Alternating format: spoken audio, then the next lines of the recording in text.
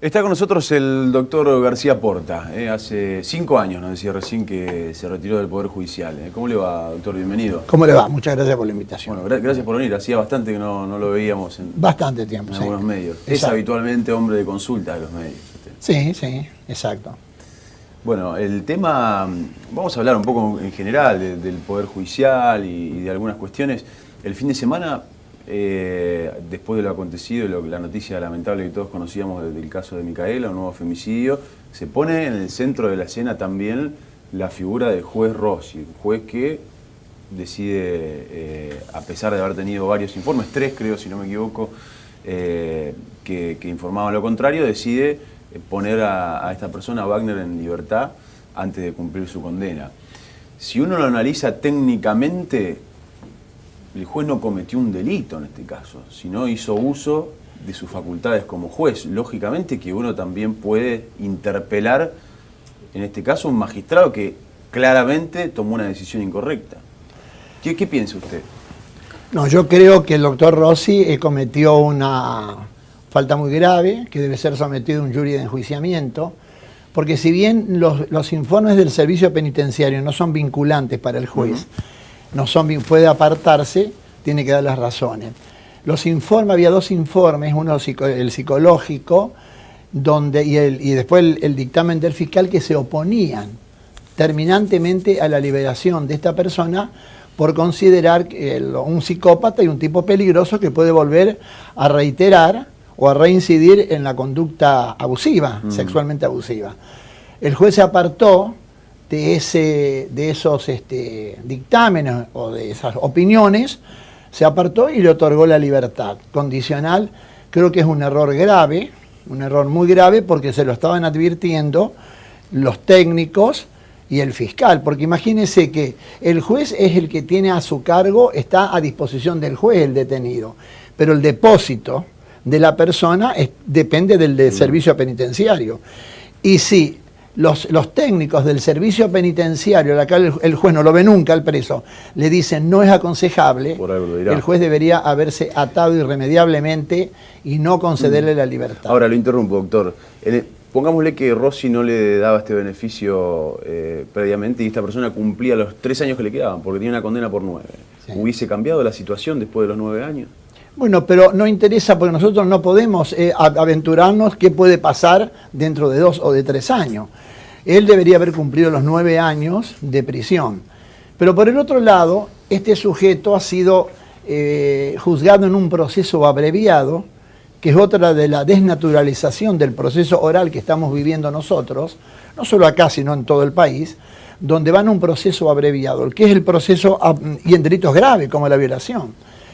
El proceso abreviado es una mediación, transan el fiscal con el defensor, y para evitar un juicio oral, engorroso, que hay que estudiar, que hay que preocuparse, que hay que reunir la prueba, llegan a un acuerdo, bueno, dale, bueno, vamos a arreglar por el mínimo, bueno, un poquito más del mínimo. Son 2 violaciones, 6 años, vamos a darle 9. Transan, se ponen de acuerdo y ahí terminó todo. Es decir, se ha desnaturalizado la esencia de este sistema acusatorio, que es el juicio oral propiamente dicho. Respondiendo a su pregunta, yo no sé lo que puede pasar dentro de 2 o 3 años. Yo no puedo responder de mí qué puedo pasar en 2 o 3 años. Lo importante es que cumpla la condena. Y si es imposible otorgarle la libertad condicional por su conducta psicópata y peligroso, el juez debería haberlo dejado detenido y que cumpla los 9 años de prisión. En Santa Fe hay cierto remedio respecto al juicio abreviado para delitos específicos: violación seguida de muerte, corrupción cuando proviene obviamente de algún funcionario público. Bueno, esos son obligatorios, ahí van a juicio oral. Hay sí o sí juicio oral, no existe la posibilidad del abreviado. Sí, pero usted tiene robos calificados peligrosísimos, piratas del asfalto, donde van a proceso abreviado. Homicidios calificados. Homicidios calificados. Muchachos, la causa de los monos llegó a juicio abreviado, después se fue para atrás, pero estamos hablando de un homicidio. Yo creo que el proceso, no quiero que se llegue a una privatización del proceso penal, pero digamos, si fiscal y el defensor se ponen de acuerdo para poder evitar un juicio engorroso, un juicio oral que hay que trabajar, entonces me parece que eso está mal. Usted dijo recién el juez de ejecución, Rossi, probablemente no haya pasado por su juzgado la persona que iba a tener el beneficio. Eso es habitual, ¿no entrevista el juez de ejecución a quien le va a dar el beneficio? ¿O no? ¿O a quien no le va a dar el beneficio? No sé si lo entrevistan, yo tengo tengo mis serias dudas. ¿Y en Santa Fe eso pasa? No, en Santa Fe el juez de ejecución está en la cárcel, ahí tiene su despacho, y bueno, ahí eventualmente podrá escucharlo o no, pero tiene que atenerse y atarse a los informes. Es decir, usted me puede decir, sí, puede haber abuso en el servicio penitenciario, eso también es uno de los grandes temas de la inseguridad en general, que funciona mal. Pero en estos peligrosos, en estos violadores seriales, ¿no es cierto? Me parece a mí que lo haya entrevistado o no, el juez debería entrevistarlo, claro que sí que debería entrevistarlo, pero no sé si lo entrevistan. Entonces se van, digamos, fríamente al informe que le pasan el dictamen fiscal, el psicólogo. Porque uno podría decir, bueno, el informe del servicio penitenciario, que muchas veces es amañado, tarifado, sí, todo lo que ya sabemos que pasa. Correcto, sí. El criterio del juez lo tengo enfrente, digamos, con toda mi formación, con toda mi experiencia como juez de ejecución. Bueno, yo puedo dictaminar por la entrevista que le hago al reo que este informe, digamos, no tiene nada que ver con mi impresión. Hasta al ser el proceso penal un proceso de interés público, hasta el juez de ejecución penal podría tener su propio informe psicológico. Claro. Pedir un informe si realmente este psicópata va a reiterar. Sería lo más lógico, porque por ahí una entrevista tampoco alcanza. Claro, el Poder Judicial no es un negocio donde usted va, compra, paga y se va. Yo creo que acá hay unas grandes falencias. Yo hablo en general, ¿no? Hay buenos jueces, pero creo que hay grandes falencias porque no hay un interés, digamos, real, un interés en saber cómo van y qué es lo que yo voy a decidir antes de esto. Y me parece que estas falencias hay que corregirlas rápidamente. Yo creo que acá se están... Usted sabe, no sé si me puedo hacer una extensión para decir por qué llegan a esto en la justicia argentina. Yo creo que en estos últimos 30 años, desde los cenáculos del pensamiento académico, y a partir de las teorías de los países centrales, Francia, Italia, Alemania, se han elaborado numerosas interpretaciones sobre la exteriorización del delito. Entonces han ensayado numerosos ensayos, obras literarias, científicas y escuelas de pensamiento. Usted lo tiene el abolicionismo penal, Zaffaroni a la cabeza, el minimalismo penal, el derecho penal en su más mínima intervención. El uso alternativo del derecho, Pietro Barcelona, entre otros. Se cree pretendidamente progresista. Yo soy un gran juez, pero un gran académico. Entonces me creo pretendidamente progresista y aplico esas teorías. Y Argentina, como país subdesarrollado, tiene fervientes cultores acá. Pero la verdad que esos preconceptos ideológicos, digamos, que no difieren mucho del examen que hace el hombre común de lo que está pasando en este país. Y yo creo que no saben articular en la práctica soluciones rápidas, inmediatas, y comprender la realidad de nuestro país. Argentina no es Alemania. Cuando a lo mejor a Alemania el problema son los delitos contra el ambiente. Entonces, me parece que ese es el error. Y después cuando hay dentro del aparato judicial, cuando se trata de forzar la interpretación de la ley para quedar en consonancia con políticas que bajan de otros estamentos del poder, se está estigmatizando la recta y literal aplicación de la ley, bajo el rótulo de no quiero ser anacrónico, mano dura. Yo creo que el único progresismo que hay es el esclavo de la ley. Entonces me parece que está equivocado el Poder Judicial. No digo todos, pero creo que hay una gran deuda con la democracia que la tiene el Poder Judicial. Doctor, ¿no le parece también, al margen de esto que plantea, hay en muchos jueces y en muchos fiscales una falta de compromiso con el rol que tienen? Totalmente. Es decir, es un fiscal que pasa tal cosa y el tipo no se mueve, no va. Mismo con muchos jueces. ¿No cree que pasa eso? Es decir, están ahí y realmente no ejercen su rol desde la importancia que ese rol tiene para la sociedad. Es eso. ¿Sí? No hay un compromiso real con la realidad que están y el compromiso que asumieron ante la ley. Al jurar como fiscal o juez es el compromiso de cumplir la ley. Y digamos, pero cumplir a rajatabla la ley. Entonces me parece que no hay un verdadero compromiso. Y cuando yo digo, y que a veces los que se creen grandes progresistas o grandes académicos, porque esos salen de la universidad con Zaffaroni a la cabeza, ¿no es cierto? Donde Zaffaroni además era ministro de la Corte y tenía prostíbulos. ¿A vos te parece que un ministro de la Corte Suprema de la Nación sea dueño de prostíbulos? Pero al margen de eso... Nunca pudieron probar que Zaffaroni era dueño de un prostíbulo. Bueno, lo tenía su amigo. No, está bien. Tenía un inmueble que lo alquilaban y que no le pertenecía, pero nunca nadie pudo probar que era dueño de un prostíbulo. Pero si yo tengo 20 propiedades y 10 son prostíbulos, no lo voy a saber. Está bien, pero pregunte qué dice el administrador. Bueno, pero aparte de eso, contestando su pregunta, yo creo que no hay un real compromiso, no lo hay. Cuando yo digo muchas veces, porque se trata de, digamos, a ver, ¿cómo el término exacto? Los fiscales actuales y los jueces tratan de, la policía, ¿me entendés? La policía, no, pero la policía son auxiliares de la justicia, son los brazos ejecutores de la justicia. La policía tiene muchas facultades que la ley les da. Entonces, si usted trata de neutralizar esas facultades de la policía, porque se parte del sistema patológico, que todo lo que la policía hace es falso o es fraudulento, bueno, entonces, andate. Yo cuando fui juez, yo iba al frente de las investigaciones, y no de las investigaciones y de los procedimientos en caso en que la situación era grave. Y a mí la policía, era yo el que investigaba, era yo el que le daba las directivas. Entonces me parece que si usted prescinde de la policía estamos mal.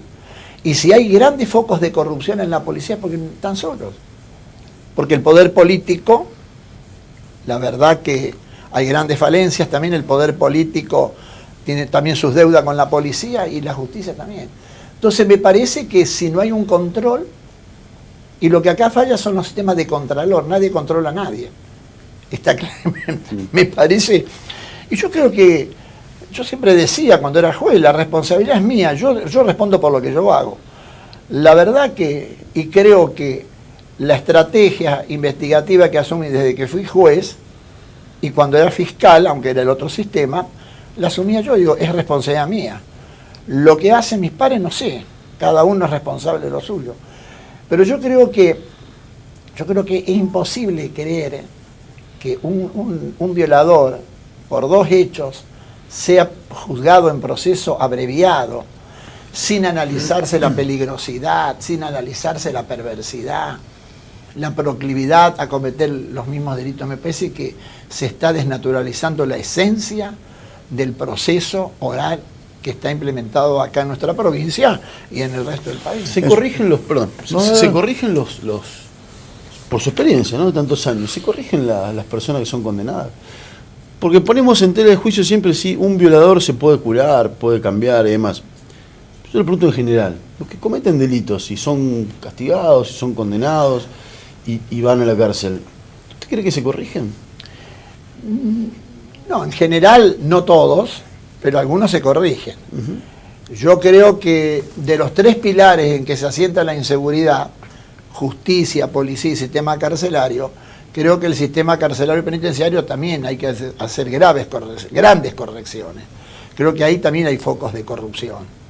Entonces acá, está bien, la Argentina dice que la Constitución nuestra, que las cárceles tienen que ser para reeducar. Bueno, acá tenemos leyes del primer mundo, pero no tenemos estructuras del primer mundo como para poder, digamos, reformarlo, reivindicarlo al delincuente. Yo creo que el delincuente, digamos, aquel que ha cometido varios delitos, los robos a mano armada, etcétera, etcétera, los violadores, yo no creo que en su totalidad se reintegran a la sociedad normalmente porque se les cierran todas las puertas. Pero entonces con ese criterio que lo dejamos a todos en libertad. Sí. Tienen que cumplir la condena, tienen que, si le dan 10 años, cumplir 10 años. Y no es que yo sea 15 años de condena. Entonces, si el sistema carcelario tiene falencias, donde el delincuente no se reeduca, y bueno, porque no tenemos. Porque en los países centrales, por ejemplo, un violador cumple la condena y después pasa un tratamiento psicológico de recuperación. Puede llegar en Estados Unidos hasta 10 años. Claro, es fantástico. Bueno, acá... Es el primer mundo eso. Acá fíjese la falencia del sistema que había en el caso de Micaela, que la persona asignada a lo que se llama todavía en Entre Ríos el patronato de liberados, era una chica, una mujer sin experiencia y ningún recorrido en la reinserción social de reos a ciertos circuitos sociales. Una amiga del ministro de Gobierno, que es Mauro Uribarri, ¿no? Por lo cual también fallaba el circuito del sistema estatal y político con el reo en situación de libertad o prelibertad, ¿no? Que era la libertad condicional. En el caso del ofensor sexual, usted ha mandado, ha procesado a varios en 20 años, imagino, y a varios le han confirmado la condena, porque cuando usted estaba el sistema, usted procesaba, elevaba a juicio, y después había otro juez que leía su investigación y condenaba. El ofensor sexual, en el actual sistema, ¿se puede rehabilitar? ¿Cuál es el criterio que usted aplicaría en el caso de que le digan un día a alguien de la política, doctor García Porta, qué hacemos con el ofensor sexual? ¿Qué medidas podemos llevar adelante? ¿Una vez que cumple la condena? No, condenado. Arranquemos desde la condena. Bueno, el sistema, la ejecución de la pena o el cumplimiento de la ejecución de la pena, si bien está a cargo del juez de ejecución penal, el juez de ejecución penal va, trabaja 5 o 6 horas y se va. El preso está depositado en la cárcel. O sea que el personal carcelario es el responsable de la custodia de ese preso. Ahora, ¿qué es lo que haría yo si fuera un país del primer mundo, me dice usted, donde tengamos toda la estructura necesaria? Mientras cumple la condena, y someterlo a un examen psicológico, a un tratamiento psicológico, y aún se puede dentro de la cárcel hacerlo. Hay psicólogos en la cárcel. Tratar de porque son psicópatas, tratar de a ver si necesita no solo apoyo terapéutico, se necesita algo más que un apoyo terapéutico. ¿Usted se acuerda que hubo hasta proyectos de ley de hacer una castración química? Sí, como si fuese la solución, ¿no? Claro, como si fuese la solución. Que no sirve de nada, ¿no? No sirve de El nada. agresor sexual goza de una situación de poder ante una persona, Claro, ante débil. una víctima. Claro, ante la víctima. No tiene nada que ver con una cuestión de libido, Claro. necesariamente. No es la libido, es el hecho de violar por violar. Claro. Someterla porque son psicópatas, marginales muchos, no todos, pero muchos, entonces se sienten como un poder que yo tengo sobre la víctima, la puedo violar y hacer lo que yo quiero. Ahora, ¿por qué la mató? Posiblemente porque no la pudo violar, creo que no hubo violación, creo que no se consumó el acto. Pero fíjese, yo cuando era juez, había un violador condenado que salía todos los fines de semana, y cada fin de semana que fueron en 2 oportunidades, una violación. El tercer hecho, yo estoy de turno y la policía... Perdón, ¿cómo salía los fines de semana? Los fines de semana en salida transitoria. Ah, Sí, salida señor. transitoria. Salidas transitorias los fines de semana, con autorización de la justicia. Ese fin de semana, me llama la policía, yo estaba de turno y dice, menos mal que está usted. ¿Qué pasa? No, dice, mira acá, hay una denuncia donde una madre manda a la hija, en ese momento creo que tenía 12 años, al kiosco, en un barrio del norte de la ciudad, y no vino. Se va al kiosco y le dice, no, recién se fue en una bicicleta con un hombre que pensé que era el familiar. Como las violaciones anteriores, el imputado andaba en bicicleta y los cometía detrás de una escuela, la policía se va y ahí la encuentra que ya la estaba por violar a la nena. Entonces, también era un condenado, un violador condenado, que en Santa Fe también tenía su salida transitoria y cometía estos delitos. Bueno, se pudo evitar, quedó en grado de tentativa, pero bueno.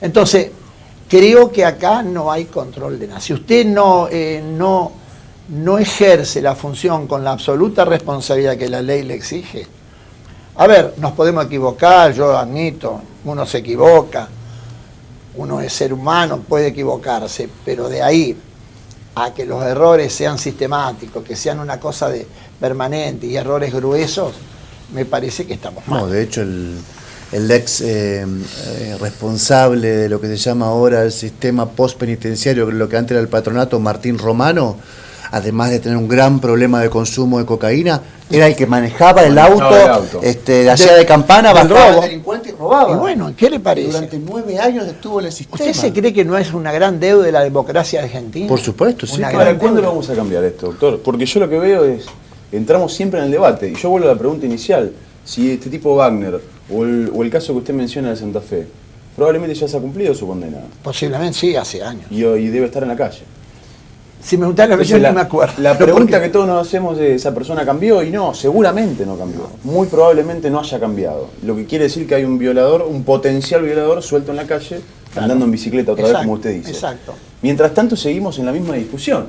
Es decir, vemos que el sistema tiene muchas falencias, desde el servicio penitenciario, el sistema de justicia, el poder político. Todos lo advertimos, porque además la política lo advierte, la justicia lo advierte, el ciudadano lo advierte, todos lo advertimos.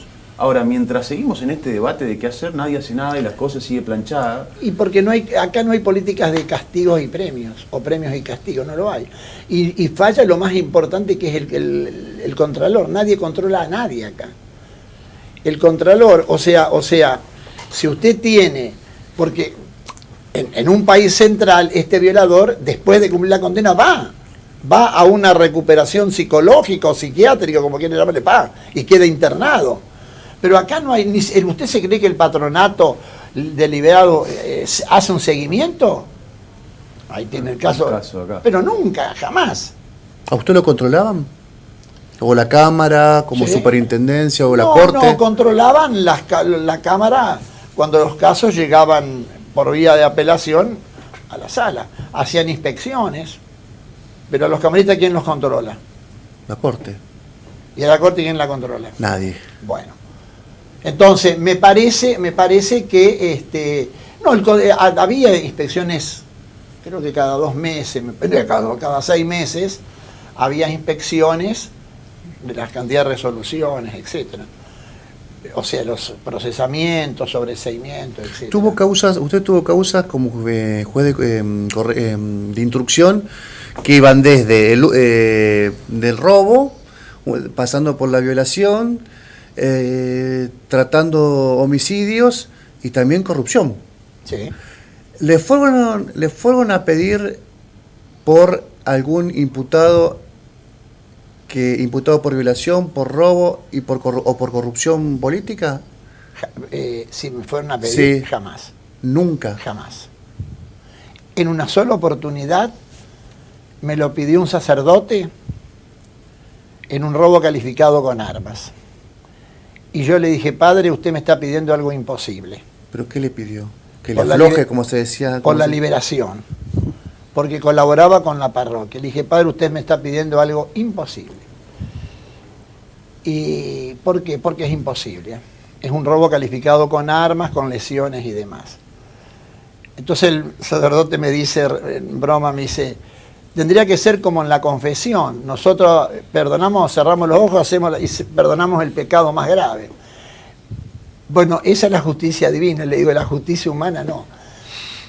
Yo creo que, bueno, y uno de los temas del país es que hay interferencias del poder político. Claro. Cuando haya una división de poderes, cuando sea república, cuando realmente el poder judicial sea independiente, vea usted lo que está pasando en Buenos Aires con los jueces Comodoro Pi. Entonces se va a dar cuenta de que ese es el problema de la Argentina. Entonces, y además un problema cultural. ¿Es cultural o no? Yo siempre digo, es cultural. Porque en realidad nos parece normal y común lo que está pasando. Hace Las poco, coimas, las el ex fiscal Moreno Campo contaba en un programa de televisión que mientras trabajaban en el juicio de las juntas, nadie de la política fue a pedirle por ningún militar. Es decir, por pedirle que le afloje, ¿no? Claro.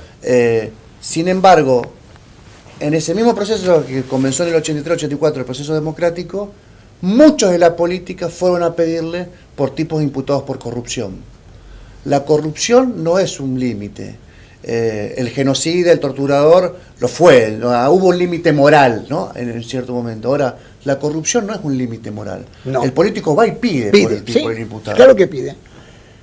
Pero sabe a quién le va a pedir. Porque usted puede procesar por corrupción política un fraude del Estado y después hay que estar pendiente si no hay tráfico de influencia en la Cámara. ¿Se lo han pedido a usted? A mí no. ¿Nunca? No. ¿En su carrera nunca un político levantó el teléfono No, para decirle, no. ojo con esto, veamos aquello? No. Cuando yo me jubilé, al poco tiempo cuando me ofrecen un cargo político, un senador me dice, yo lo respeto porque se acuerda, y ¿se acuerda lo que yo le pedí? Me dije, también por la liberación de un preso, usted me dijo, ¿cómo se atreve a pedírmelo? Me dijo, si yo le pido a usted que sancione una ley inmoral. Así que yo quiero que usted sea candidato a tal. No, entonces, me parece... Bueno, pero entonces se lo han pedido, digo, si un senador se lo pidió en su momento. Me lo pidieron dos veces, sí, bueno, pero jamás hice caso. No, bueno. Un caso, un sacerdote, el caso que contó. El sacerdote que, bueno, es cómico, pero no, quedó preso, un robo calificado a mano armada, y que era una persona que, bueno, tenía sus influencias, ¿sí? Dentro de determinado nivel. Pero lo que yo me refiero es de que el tráfico de influencia en el Poder Judicial existe. Claro. Y eso es lo grave. Y después usted hacía referencia a la policía de Santa Fe, particularmente la de Santa Fe. Después de todos los hechos que están a la luz, y tenemos varios jefes de policía presos, condenados y demás, y cada escucha telefónica que aparece en una causa desnuda una red dentro de la policía que es interminable. ¿Cómo hacía para trabajar? Usted dice, yo me ponía al frente. Y nunca está llegan bien. a condenas. ¿Eh? ¿Usted conoce las sentencias condenatorias? Y es difícil. Ay, bueno, nos llega la condena. ¿Cómo hacía para trabajar con la policía? ¿Con esta policía? ¿Usted trabajaba con esta o no con otra? Es Yo esta policía la que trabajaba fui usted. 20 años juez. Ajá. Pero yo la investigación la llevaba yo, no el secretario. La investigación la llevaba yo. Y a la policía le decía, mire, el primer caso que yo verifique que ustedes me traicionaron, se terminó esto. No sé si no lo habrán hecho y no llegó, pero sí sé que trabajaban muy bien conmigo. Y la verdad que yo... siempre fue un defensor de la policía de Santa Fe. No defensor. Pero la bancaba. Yo podía haber bancado situaciones que estaban dentro de la ley. Yo he procesado policías extorsionadores. Los he procesado por extorsión a varios policías. De manera que el límite era cuando fuera de la ley. Cuando salían de la ley, realmente yo podría haberlo contemplado en circunstancias donde realmente no era un error. Por ejemplo, te doy el error para que no quede ninguna duda. Ajá. Daba una orden de allanamiento, calle Valparaíso 2010, me llaman doctores 2012. ¿Qué hago? 12 de la noche. Vení, te lo corrijo en el acto. Pero porque están acá adentro y es peligroso, está todas las cosas acá. Vení acá, a las 12 de la noche estoy hablando. Venga y yo se lo corrijo en el acto. Eso es que otro me dijo 2010, arréglesela. Se hacen los malos con lo más débil. Y no es cortar el cordón por lo más débil, sino que cortar el cordón por arriba. ¿Qué caso no pudo esclarecer? Que le quedó una espina, que tuvo muchas hipótesis, que tuvo cerca, pero se le escapó, no lo pudo esclarecer. Que no pude resolver. Que no pudo resolver. Pueden haber quedado, a veces hay algunos homicidios que no se pudo saber a determinar al autor. A lo mejor viste que yo pude haber, porque la gente también, si vos encontrás al autor material, después dices, no, pero hay un instigador, y el instigador es importante, y vos no podés llegar a la prueba.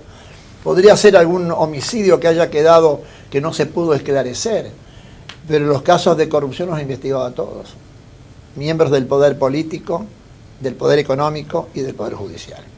¿Hubo condena en alguno de esos? Ah, gran pregunta, ¿eh? La pregunta del millón, ¿eh? La respuesta es no, claramente. Sí, bueno, por eso. ¿Dónde están las condenas? Ese es el tema. Y por el otro lado, los delitos económicos, la mayoría son, o todos son excarcelables. Claro. Salvo Cristina, que debería estar presa ya. Sí. Cualquier persona común con los semejantes delitos ya deberían estar. Está Lázaro Báez por lo menos, porque Cristina, al tener jefa de una asociación ilícita, Ajá. lavado de dinero y los otros 2 procesamientos, cualquier persona común estaría presa en cualquier lugar del país. ¿Y por qué no está presa Cristina? Porque la prisión preventiva, esa es la interpretación forzada que hacen los jueces, ¿no es cierto?, para quedar... La prisión preventiva es, además de la gravedad del delito, que tienen que darse 2 situaciones: O que se fugue. peligro de fuga o entorpecimiento de la entorpecimiento, investigación. Sí. Dicen peligro de fuga no, porque se presenta, no se fue del país, correcto. Pero para mí hubo entorpecimiento cuando transfería dinero, sacaba dinero de uno y se la mandaba a la cuenta de la hija. Eso es entorpecer la prueba. Entonces me parece que hubo muchos manejos de dineros mientras estuvo en libertad y entonces, y después cuando sacó el dinero de la hija, lo puso en una caja fuerte.